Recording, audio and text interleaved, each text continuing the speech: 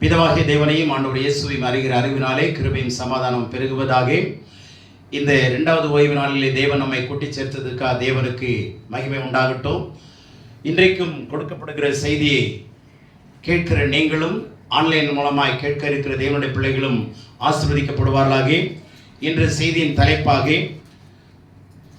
Find out and come across,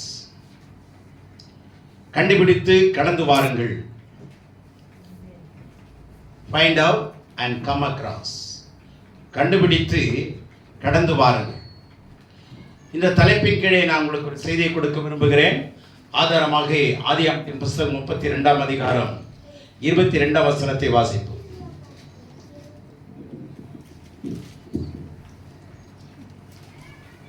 ராத்திரியில் எழுந்திருந்து தன் 2 மனைவிகளையும் தன் 2 பணிவிடைக்காரிகளையும் தன்னுடைய 11 குமாரரையும் கூட்டிக் கொண்டு யாப்போக்கு என்கிற ஆற்றின் துறையை கடந்தான். இங்கே யாக்கோபனுடைய வாழ்க்கையில உங்களுக்கு தெரியும், தாய் தகப்பனாலே அவன் வீட்டை விட்டு வெளியேற்றப்பட்டு தன்னுடைய மாமன் வீட்டுக்கு போகிற வழியிலே அவன் அநேக சந்தர்ப்பங்களை அநேக காரியங்களை அவன் கடந்து வருகிறான். ஒரு வாலிப பிள்ளையார் தனிமையான ஒரு சூழ்நிலையிலே, வனாந்தரமான பூமி, ஏறத்தாழ கிறிஸ்து பிறந்ததுக்கு பிறகு 2000, கிறிஸ்துக்கு முன்னே ஏறத்தாழ ஒரு 2000 ஆண்டு, 4000 ஆண்டுகளுக்கு முன்னாடி உலகம் எப்படி இருந்திருக்குன்னு யோசிங்க. எந்த அளவுக்கு இருள்மயமாய் இருந்திருக்கும், எந்த அளவுக்கு மிருக ஜீவன்கள் நடமாட்டம் அதிகமாக இருந்திருக்குங்கிறத யோசிங்க. இதன் நடுவில் இவன் தனி மனிதனாய் வனாந்திர வழியாக அவன் பிரயாணித்து வருகிற வேளையில என்ன செய்கிறான்?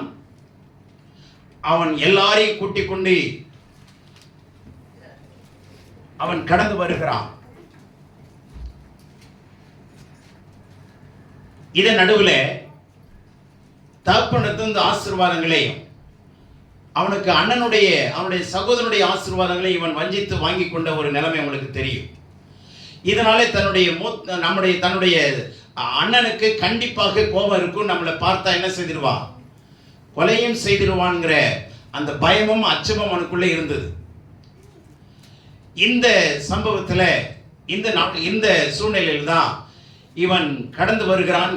அவருடைய மனைவி, மக்கள், பணிவிடைக்காரிகள், அவருடைய பிள்ளைகள் எல்லாரையும், ஆடு மாடுகள் மொத்தத்தையும் அவன் கூட்டிக் கொண்டு வருகிறான். இந்த இடத்துல வரும் பொழுது ஒரு ஆறு குறுக்கே வருகிறது. ஆறு, இந்த ஆற்றினுடைய பேரு யாப்போக்கு என்கிற ஆறு. யாப்போக்கு என்று சொன்னால் அர்த்தம் என்ன? அப்படி என்று சொன்னால் வெறுமையாக்குதல், எம்டியிங்.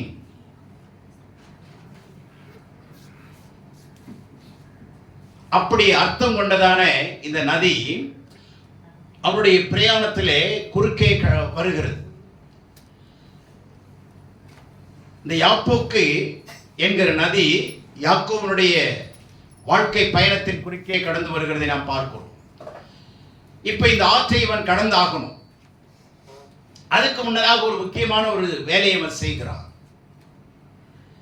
இவன் தீர்மானிக்கிறான், இப்பொழுது நாம என்ன செய்யணும் அப்படின்னா, எல்லாரையும், மனைவிமார்கள், பிள்ளைகள், பணிவிடைக்காரிகள், அவருடைய பிள்ளைகள், ஆடு மாடு ஒட்டகங்கள் மொத்தத்தையும் அக்கறைப்படுத்தும்படி தீர்மானித்தான்.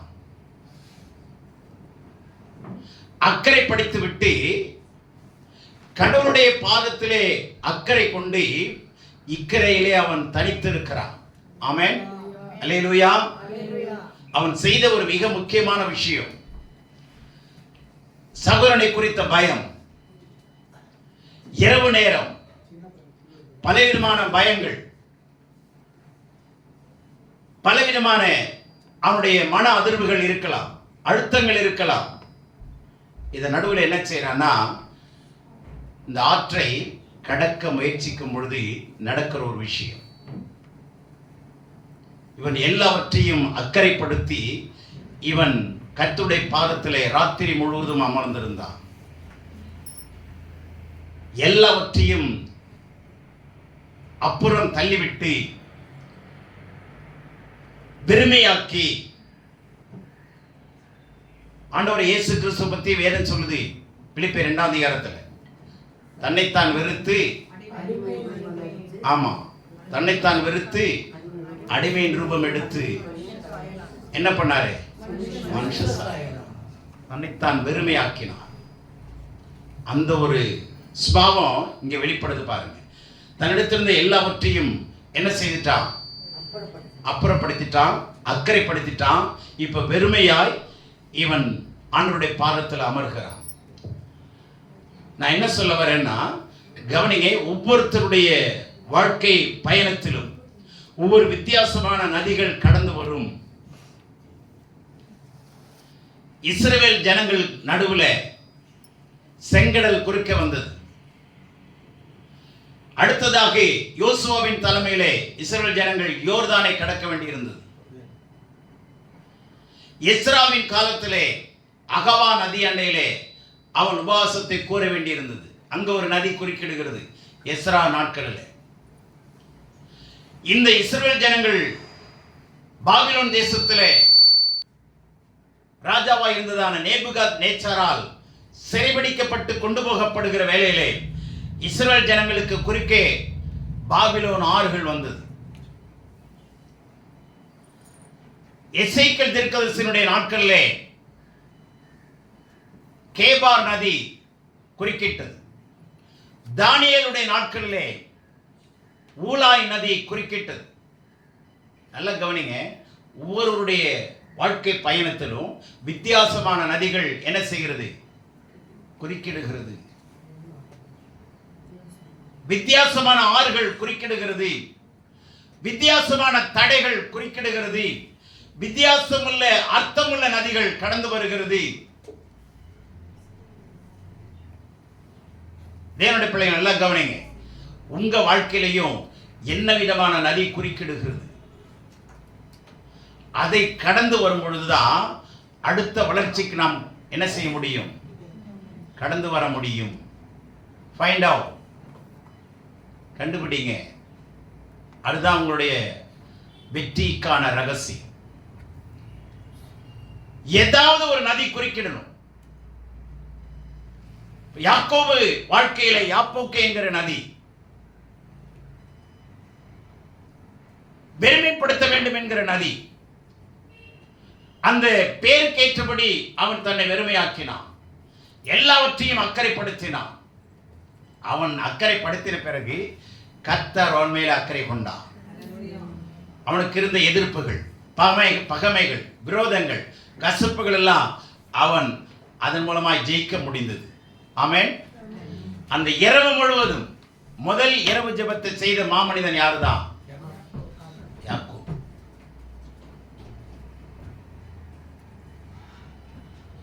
இவன் சகோதரனை வஞ்சித்தான், தன் தகப்பனை ஏமாற்றினான். தேவனுடைய பிள்ளைகளே,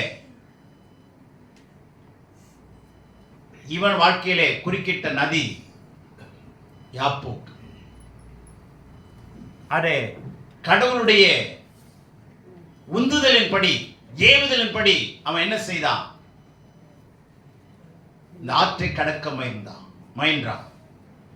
ஆகவே ஒரு காலங்களுடைய சுய புத்தியின் மேல் சார்ந்து விடாதபடி முழு உள்ளத்தோடு கூட, முழு இதயத்தோடு கூட ஆண்டவருடைய உணர்த்துதலை, உந்துதலை, யுக்தியை கண்டுபிடித்து உங்களுக்கு உங்க வாழ்க்கையிலே இடையே வருகிற குறுக்கிடுகிற நதியை கண்டுபிடித்து கடந்து வர முயற்சி செய்யுங்கள். ஆமென். யாக்கோபு கடந்து வந்தான். கடந்து வந்த பிறகு அந்த நாட்களில் அவனுடைய பெயர் என்னவாய் மாற்றப்பட்டது? ஏமாற்றுகிறவன், வஞ்சிக்கிறவன், இப்படி என்ற அர்த்தமுள்ள பெயரிலிருந்து ஆண்டவர் என்ன பண்ணார்? அவனை இஸ்ராயேல், இஸ்ரவேல் இல்ல, இஸ்ராயேல் என்று பெயரை மாற்றினான். தேவனுடைய சொத்து, தேவனுக்கு சொந்தமானவன், என்ற அர்த்தமுள்ள பெயரை கடவுள் அவனுக்கு கொடுத்தார். பெயரை மாற்றினார். பெயருக்கு பிறகு அவனுடைய குணம் மாறினது, அவனுடைய வாழ்க்கை மாறுகிறது. தேவனுடைய பிள்ளைகள் இந்த ஆற்றை கடந்து பலவிதமான சூழ்நிலை கடந்து கடந்து கடந்து வர இவன் 12 கோத்திரத்துக்கு தலைவனாய் கர்த்தர் மாற்றினார். ஆபிரகாமும் அநேக தடைகளை தாண்டி வந்தவன். அவனை விசுவாசத்தின் தகப்பனாய் மாற்றினார். யாக்கோபை 12 கோத்திரத்துக்கு பிதாவாய் தகப்பனாய் ஆண்டவர் மாற்றினார். உங்களை என்னையும் கடவுள் அநேக மக்களுக்கு ஆசீர்வாதமா தலைவர்களாய் மாற்றணும்னா நாமும் நம்முடைய வாழ்க்கையிலே கடந்து வருகிற குறுக்கே வருகிற ஆறுகளை கண்டுபிடித்து என்ன பண்ண வேண்டும்? கடந்து வர வேண்டும். அதற்கு தயவா சொல்றேன், கண்டுபிடிக்க வேண்டியது யாருடைய வேலை? நம்முடைய வேலை. இது எழுத்தின்படி ஆறுகள் அன்றைக்கு குறுக்கே வந்தது. ஆறு வருது, தண்ணி நிறைய இருக்கு, இதை கடந்து வாங்கணும். இப்போ நான் ஆவிக்குரிய வழியில சொல்றேன், நம்ம வாழ்க்கையில ஏதாவது ஒரு ஆற்றை கொண்ட கடக்க முடியாத ஒரு பிரச்சனை, கடக்க முடியாத அல்லது நம்ம மீள முடியாத ஒரு சூழ்நிலை, அது எந்த விதமான ஆறா இருக்கலாம். பொருளாதார குறைவுங்கிற ஆறு இருக்கலாம், கடன் தொல்லைங்கிற நதி உங்க குறுக்க வரலாம், பலவிதமான பாவங்கள், பலவிதமான சிக்கல்கள். கண்டுபிடிங்க எது நம்மளை தடைப்படுத்துது. அதை தாண்டி வரும்படி கர்த்தர் சமூகத்தில் காத்திருங்கள். ஆமென், அல்லேலூயா. அதை கடந்து வரும்படி கர்த்தர் சமூகத்தில் என்ன பண்ணணும்? காத்திருங்கள். ஒரு தடவை ஜெபம் பண்றீங்களா? ஜெபம் பண்ணிட்டு அடுத்த தடவை அதுக்காக ஜெபம் பண்ணாம காத்திருங்கள். நம்ம 3 விஷயம் செய்யறோம். எத்தனை பேர் செய்றீங்கன்னு தெரியல. 1 ஜெபிக்கணும், 2 ஆராதிக்கணும், 3 காத்திருக்கணும். சொல்லுங்க. 1 ஜெபிக்கணும், 2வது ஆராதிக்கணும், 3வது காத்திருக்கணும். Praying, worshiping and waiting upon the Lord. ஜெபிக்கிறதுங்கிறது கேட்கிறது கடவுளிடத்துல. ஆராதனைங்கிறது கடவுள்கிட்ட கொடுக்கிறது, கடவுளுக்கு கொடுக்கிற ஒரு விஷயம். ஜெபிப்பது என்பது கடவுள்கிட்ட கேட்கிறது. demanding something from God is called prayer. அடுத்ததாக கொடுக்கிறது எது? கடவுளுக்கு அவருக்கு கனத்தையும் துதியையும் மகிமையையும் மாட்சிமையும் ஸ்தோத்திரத்தையும் அவருக்கு நாம கொடுப்பதுதான் ஆராதனை. அப்ப கேட்பதை விட கொடுப்பது அதிகமா இருக்கணுமா? கொடுக்கிறதை விட கேட்கறது அதிகமா இருக்கணுமா? ஆனா உண்மையிலேயே இதுதான் நிறைய இருக்கு. ஒரு தராசுன்னு வைங்க. ஆண்டவர் என்ன பண்றாரு? 2 தராசுலையும் 2 பக்கமும் இருக்கிற அந்த பேன்ல, அந்த தட்டுல 2 கூடையை வச்சு ஒவ்வொரு தராசையும் கொண்டு போய் ஒவ்வொருட்ட ஜாமான்கிட்ட கொடுத்துட்டு வாடான்னு ஆண்டவர் தேவதூதன் அனுப்பி எல்லார்ட்டையும் கொடுத்துறாரு. கொஞ்ச காலம் கழிச்சு போய் அந்த கூடையெல்லாம் கலெக்ட் பண்ணி வான்னா தூக்கி பார்த்தா ஜெபங்கிற சைடுல இருக்கிற கூடை தான் கீழே இருக்குது. ஆராதனைங்கிற கூட மேல இருக்கு. அப்படின்னா என்ன அர்த்தம்? ஆண்டவர்கிட்ட போய் சொன்னாராம், எல்லாமே ஜெப கூட தான் நிரம்பி வழியுது, ஆராதனை கூடையில ஒண்ணுமே காணோம், அங்கங்க அப்படி அப்படியே தொட்டுக்கிட்டு நிக்குது. இதுதான் நம்ம நிலைமை. எனக்காக ஜெபம் பண்ணுங்க, எனக்காக ஜெபம் பண்ணுங்க, எனக்காக. அதனாலதான் காலையில சொல்றேன், அந்த ஜெபத்தை அப்ப பண்ணாதீங்க, இன்னொரு நாளைக்கு என்கிட்ட சொல்லுங்க, தனியா பண்ணலாம். ஆனா யாருமே கேட்கறது இல்லை. உங்க ஆதங்கத்துல ஜெபம் பண்ண கேட்கிறீங்க, தப்பு சொல்லல, புரிந்து கொள்ளுங்கள். கடவுள் நம்மை எதற்காக அழைத்தார்? உலகத்துக்கு வெளிச்சமாய் இருக்கும்படி நம்மை அழைத்திருக்கிறார். நாமே பிரச்சனையில சிக்கிக்கிட்டு இருந்தா நாம உலகத்துக்கு எப்படி வெளிச்சமாய் மாற முடியும்? அன்றைக்கு இந்த துறவுகள் எல்லாம் இந்த ஆறுகள் எல்லாம் கடக்காம இந்த யாக்கோபு வந்திருந்தானா இன்னைக்கு நமக்கு ஒரு பாடமான ஒரு தகப்பனாய் மாறி இருப்பானா? 12 கோத்திரத்துக்கு ஒரு தலைவனாய் ஒரு தந்தையாய் மாறி இருப்பானா? யோசிச்சு பாருங்க. ஒவ்வொருடைய வாழ்க்கை பயணத்திலும் பலவிதமான ஆறுகள் குறுக்கிடலாம், பலவிதமான பிரச்சனைகள் குறுக்கிடலாம். ஆனால் அதை கடந்து வருகிறவர்கள் பாக்கியவான்கள். மரியாளுக்கு எத்தனை தடைகள்ங்க, எத்தனை அவமானம். இயேசுவை பெற்றெடுத்த மரியாளுக்கு சின்ன வயசுங்க. அந்த வயசுல அவ்வளவு மெச்சூரிட்டி எப்படி வந்தது? அந்த அவமானத்தை எப்படி சகித்துக் கொள்ளக்கூடிய பண்புகள் இருந்தது?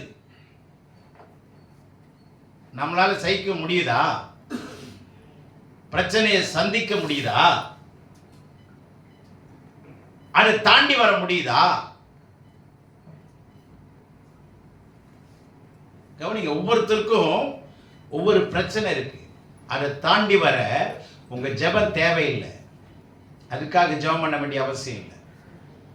கர்த்தருடைய சமூகத்தில் காத்திருங்க. கடவுள் உங்களுக்கு என்ன செய்வார்? பாதைகளை திறக்கிறதற்கு வழிகளை அவர் உங்களுக்கு எப்படி கடக்கணும்னு சொல்லி தருவார். இதெல்லாம் யாக்கோபுக்கு யாருங்க சொல்லி கொடுத்தது? அன்னைக்கு ஆன்லைன் பிரேயரு, முதல் ஆன்லைன் பிரேயர் முழு இரவு ஜெபத்தை நடத்தணும்னு சொல்லி கொடுத்தது யாரு? யாராதான் இருக்க முடியும்? யாக்கோபின் தேவன் தான். ஆனா யாக்கோபுக்கு தெரியாது நான் 12 கோத்திரத்துக்கு பிதாவாய் மாறுவேன்.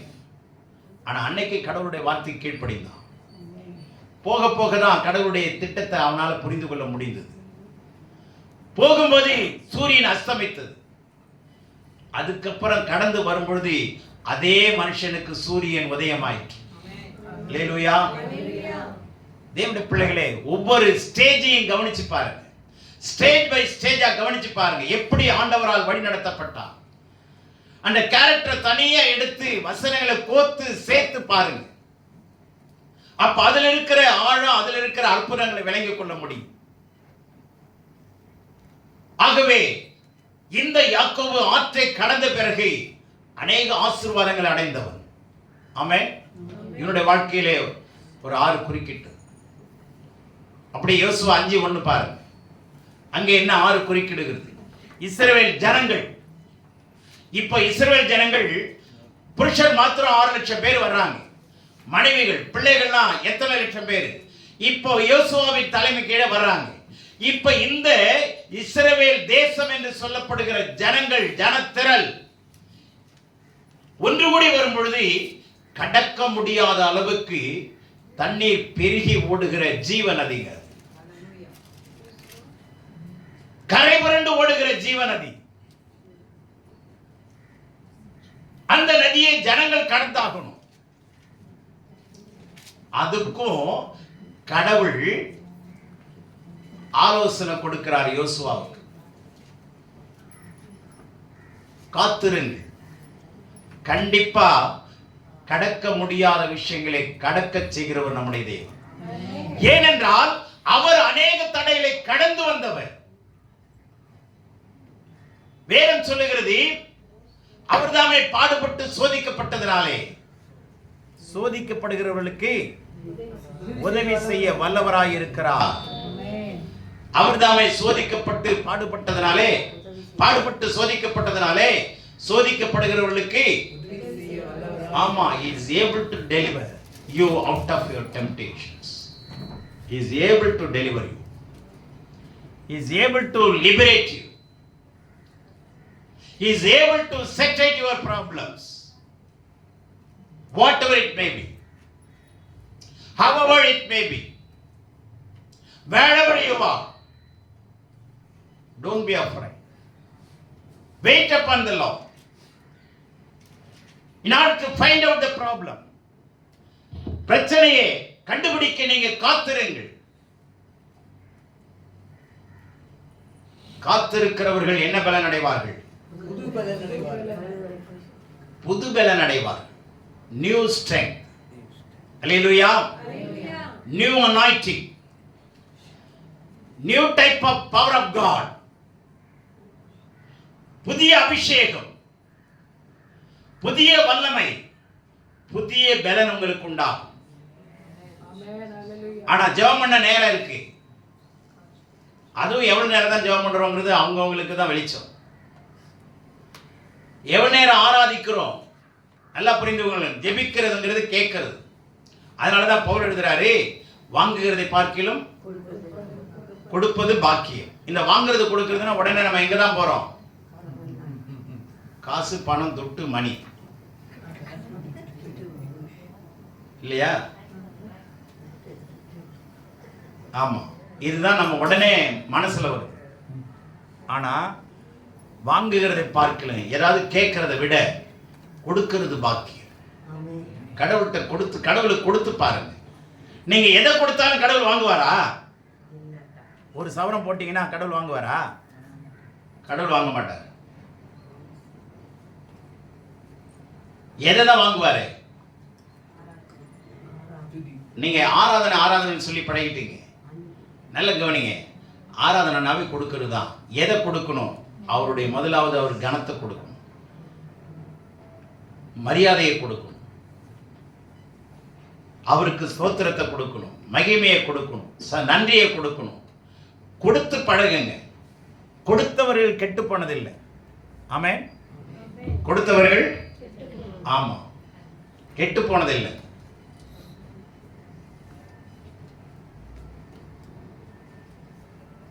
புதிய பலனால், புதிய வல்லமையினால் கடவுள் நம்மை நிரப்புவார். விசுவாசிங்க, விசுவாசிங்க. இது எனக்கு வந்து சோதனை. இப்போ ஒவ்வொருத்தருக்கும் சோதனை, சோதனை மேல் சோதனை. வேதத்துல சோதனையை சகிக்கிறவன் பாக்கியவான், சந்திக்கிறவன் இல்லை. அதை சகிச்சு மேல வரவன் தான் பாக்கியவான். அல்லேலூயா. தேவனுடைய பிள்ளைகளை, மரியாதை இடத்துல ரெண்டு விஷயத்தை பார்க்கணும். ஒண்ணு, அவளை பத்தி வேதம் சொல்லுது, ஆசீர்வதிக்கப்பட்டவளை, பெண்களுக்குள் ஆசீர்வதிக்கப்பட்டவள், கிருபை பெற்றவள், இல்லையா? விசுவாசித்தவள். கிருபை பெற்றவளே, கிருபை பெற்றவளே வாழ்க. விசுவாசித்தவளே பாக்கியவதின்னு ஆசீர்வதிக்கப்பட்டவள். இப்ப கிருபை பெற்றவங்களா இருக்கிறீங்களா? விசுவாசிக்கிறவங்களா இருக்கிறீங்களா? சொல்லிக்கிறோம். விசுவாசம் என்ன அர்த்தம் தெரியுமா? செயல் இருக்கணும். அதுக்கு பேர் தான் விசுவாசம். செயல் இல்லாத விசுவாசம் செத்தது, ஏற்கனவே செத்து போச்சுன்னு அர்த்தம். கிருபைங்கிறது கடவுள் உங்களை ரட்சிப்புக்குள்ள நடத்துற ஒரு உபகரணம். கிருபை பெற்றவர்களே வாழ்கன்னு சொல்லிட்டு போகலாம், ஆனா வளர முடியாது. வாழ்க வளர்க சொல்றாங்கல்ல, வாழ்கன்னு சொன்னா கிருபை பெற்றவர், வளர்கன்னா விசுவாசித்தவளே பாக்கியவதி. அப்படின்னு என்ன? செயல்படுத்துகிறவளே, கொடுக்கிறவளே. இயேசுவை பெற்று கொடுத்தா பாருங்க, கொடுப்பது பாக்கியம். புரியுதா? நான் ஜெபம் பண்ணேன், இன்னாரும் வந்து கொடுத்தாங்க. கர்த்தருக்கு ஸ்தோத்திரம், அல்லேலூயா. ஜெபம் பண்ணேன், கர்த்தர் கொடுக்க சொன்னார். Praise the Lord. அப்போ உடனே ஓடுவோமா? கொஞ்சம் யோசிங்களேன்.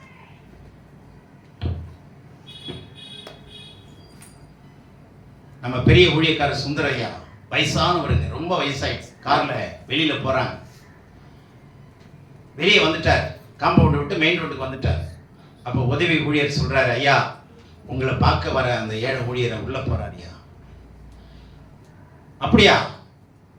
உள்ள போறாரா? கார் நிறுத்துப்பா. இல்லையா, போயிட்டு வந்து நம்ம கொடுக்கலாம் ஐயா, அவரை வெயிட் பண்ணிட்டு. அப்படி சொல்லக்கூடாது தம்பி, அவரை காத்திருக்க கூடாது. செய்ய வேண்டிய உதவியை உடனே செய். காரை திருப்ப வச்சு போய் அவங்கள பார்த்து அவரை கொடுத்து அனுப்பிட்டு திரும்பி வண்டி எடு. நம்ம கொடுக்கறதுக்கு நான் சந்தோஷப்படுறோமா? சொல்லுங்க பார்க்கலாம். சகோதரனுக்கு உதவவே வேற வாசனை இருக்கா? இடுக்கணில் உதவே சகோதரன் பிறந்து இருக்கிறான்.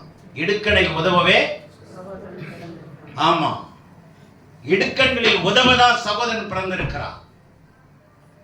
அதே சமயத்தில் சொல்லுது, நீ கஷ்டப்படுற நேரத்தில் சகோதரன்ட்ட போகாதுன்னு சொல்லுது. ஏன் கொடுக்க மாட்டான்னு தெரியும். வசனம் 2க்கு இருக்கு. இடுக்கணில் உதவே சகோதரன் பிறந்திருக்கிறான்.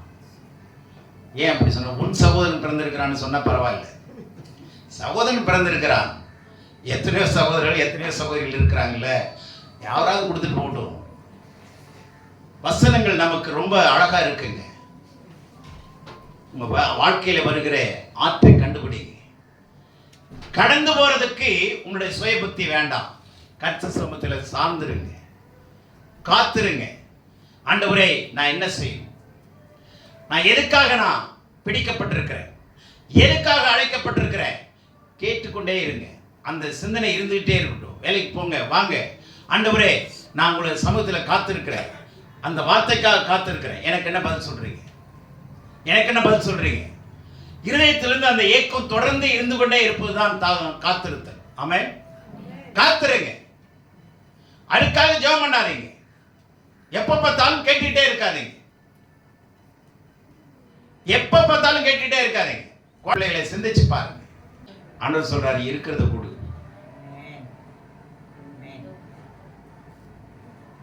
இருக்கிறத கொடு. அங்கதான் செக்கே இருக்குங்க. இல்லைங்க, ஒண்ணுமே இல்லைங்க, அழகா சொல்லுவாங்க, 10 பைசா இல்லைங்க. அப்ப எப்படி உனக்கு வசதிகள் வரும்? ஆற்ற கடங்க. ஆமென். இல்லைன்னா ஆறு முழுங்கிரும். இல்லைன்னா நல்ல கவனிங்க, ஆறு முழுங்கிரும்.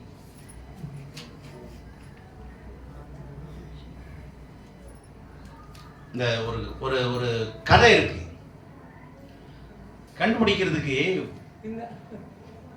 திருப்பணுங்க, மனம் திரும்பணும். விளங்குதா? நான் சொன்னது புரிஞ்சா? ஆமா, இதை விட தெனாலிராமன். அதனால நல்லா கவனிங்க, மனம் திரும்பணும். தேவனுடைய பிள்ளைகளை கண்டுபிடிங்க, ஆற்ற கண்டுபிடிங்க. உங்க வாழ்க்கையில, உங்க குடும்பத்துல, வேலை பிரச்சனையில நடுவில் இருக்கிற ஆறு என்ன விதமான ஆறு? What type of river? அடுத்தது பாருங்க, இங்க இஸ்ரேல் ஜனம் வராங்க, குறுக்க யோர்தான் நதி. யோர்தான்னா டிசெண்டர்னு அர்த்தம். யோர்தான் அர்த்தம்னா மேலிருந்து கீழே இறங்கி வருகிறதுன்னு அர்த்தம். மேலிருந்து அப்படின்னு என்ன? 3000 அடி உயரத்திலிருந்து தண்ணி வருது, மலை மேல உற்பத்தி ஆகி வருது. அந்த வேகம் எவ்வளவு எவ்வளவு வேகம் இருக்கும்? 3000 அடி உயரத்திலிருந்து வர தண்ணியுடைய வேகம் என்னங்க? யாராலையும் நிக்க முடியுமா? அவ்வளவு அதிவேகமாய் வருகிற நிறைந்து ஓடுகிற ஆறு குறுக்க இப்ப கடவுள் இயேசுவாவை உணர்த்துறார், நீ ஒண்ணும் பண்ணாத. இப்ப அவங்க மேல என்ன பண்ணு? ஆசாரியனை கூப்பிடு, ஊழியக்காரனை கூப்பிடு. அந்த ஊழியக்காரன் கையில என்ன இருக்கணும்? தோல்ல என்ன இருக்கணும்? ஆசரிப்பு கூட உடன்படிக்கை பெட்டி. உடன்படிக்கை பெட்டியை சுமக்க சொல்லு. சுமந்துகிட்டு எங்க என்ன பண்ண சொல்லு? யோர்தான் நதியே காலை தொட சொல்லு. உள்ளங்கால தண்ணி தொடட்டு போதும். 2 பிரியும். ஆமென். அல்லேலூயா. சில நதிகளை சுமக்கிறதுக்கு நல்ல கரையை கடந்து வரணும்னா சில நிபந்தனைகளை கர்த்தருடைய சமூகத்தில் காத்திருந்து பெற்றுக்கொள்ளும். ஆமென். யாக்கோபு என்ன நிபந்தனை? எல்லாவற்றையும் அக்கறைப்படுத்தினான். அக்கறைப்படுத்திட்டு உட்கார்ந்தான், கர்த்தர் சந்தித்தான். இப்போ இஸ்ரவேல் ஜனங்கள், திரள் கூட்ட ஜனங்கள், இவங்க அக்கறைப்படுத்தணும். யோசுவாவுக்கு கடவுள் சொல்றாரு, ஒன்னும் பயப்படாது, ஒரு கையில வேலத்தை எடுத்துக்கோ, ஒரு கையில உடன்படிக்கை பெட்டி எடுத்துக்கோ. அவங்கள முன்னாடி போக சொல்லு. ஆறு பிரிதா இல்ல ஆறு முழுங்குதான பாரு. ஆறு பிரிஞ்சது, அவங்களுக்கு கடவுள் நடத்துறதும் புரிஞ்சது. அல்லேலூயா. இவ்வளவு பெரிய நதியா எப்படி? பிரமிக்க அளவுக்கு இருந்தது. ஆனா அவர்கள் கடந்து வந்தது பிரமிப்பாய் இருந்தது. ஆமென்.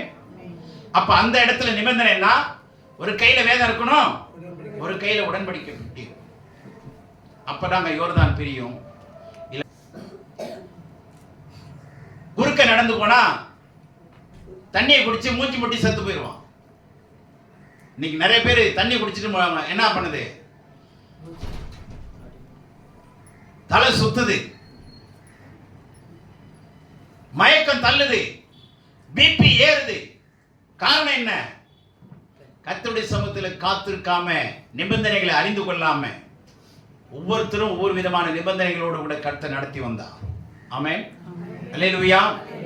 எஸ்ராவின் நாட்களில் சொல்றேன், எஸ்ராவின் காலத்துல கவனி, படிங்க 8:21. அப்பொழுது நாங்கள் எங்கள் தேவனுக்கு முன்பாக எங்களை தாழ்த்துகிறதற்கும், எங்களுக்காகவும் எங்கள் பிள்ளைகளுக்காகவும் எங்கள் சகல பொருட்களுக்காகவும் செவ்வையான வழியை தேடுகிறதற்கும் நான் அங்கே அந்த அகாவா நதி அண்டையிலே உபவாசத்தை கூறினேன். கவனிங்க, அகாவா நதி அண்டையிலே. அகாவான்னா சொன்னா என்ன அர்த்தம்? அகாவா, I shall subsist. I shall subsist அப்படின்னா நான் வாழுவேன், நான் வாழுவேன். தேவனுடைய பிள்ளைகளே, வாழ முடியாத அளவுக்கு பிரச்சனை இருக்கா? அகாவா நதி என்ற வாங்க, கிராஸ் பண்ணு. வாழ வைக்கிறவர் அவர். ஆமென். அங்க எஸ்ரா கட்டளைகளை சொல்றார், நிபந்தனைகளை சொல்றார். மாறுபாடான ஜாதியை விட்டு வெளியே வாழ்றார். கலப்பு திருமணம் பண்ணியே அவங்களை மொத்தமா விட்டுட்டு வாழ்றார். மொத்த ஜனங்களை விட்டுட்டு வந்தாங்க. நீங்க 8ஆம் அதிகாரம் 10ஆம் அதிகாரம் படிச்சு பாருங்க. காலையில இருந்து சாயந்தரம் வரைக்கும் நிக்க வச்சு விதிகளை, நியாயப்பிரமாணத்தை படிக்க வைக்கிறார். நிக்க வச்சு படிக்க வைக்கிறாருங்க. படிக்க வச்சு சொல்றாரு, எல்லாரையும் விட்டுட்டு வா. அவங்க எல்லாரும் விட்டுட்டு வந்தாங்களா இல்லையா? என்னுடைய பிள்ளைகள் நிறைய நிபந்தனை, அப்பதான் வாழ முடியும். விட வேண்டிய வேலை விட்டுறணும், கடைபிடிக்க வேண்டிய வேலை கடைபிடிக்கணும். விக்கிர ஆராதனைக்கும்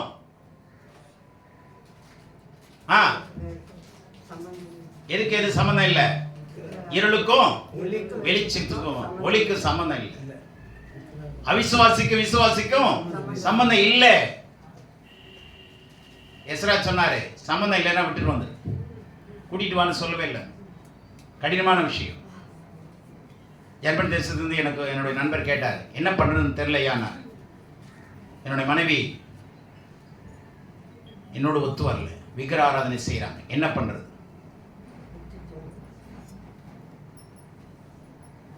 வேதத்தின்படி விட்டுறதான் செய்யணும்.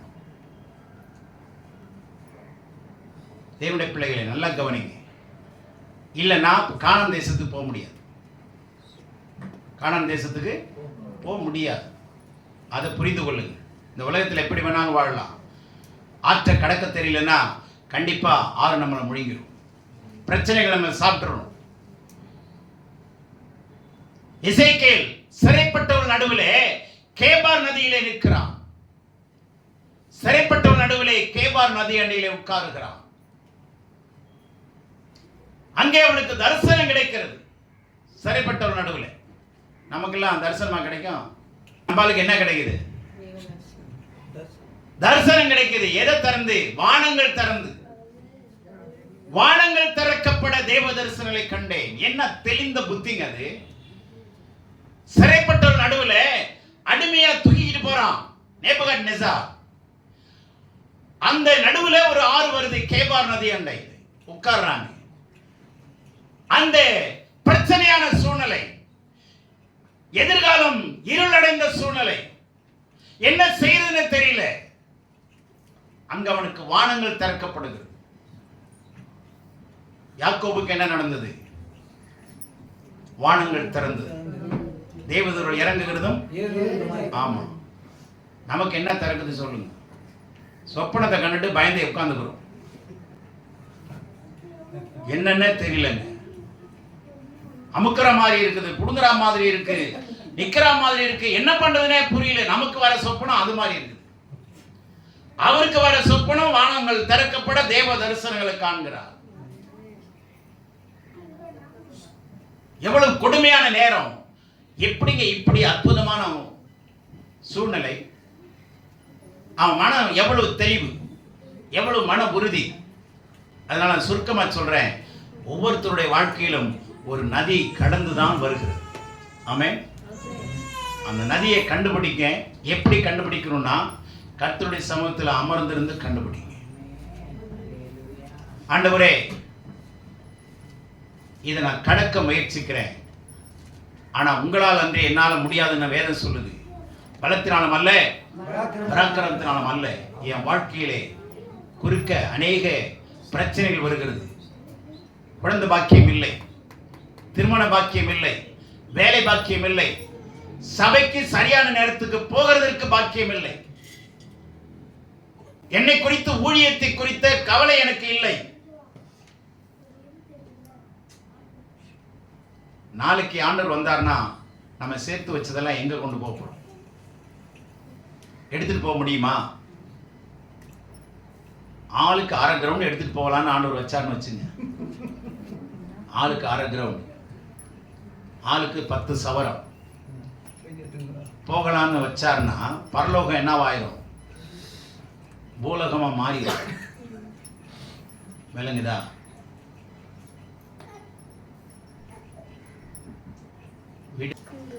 தேவனுடைய பிள்ளைகள் நல்லா கவனிங்க.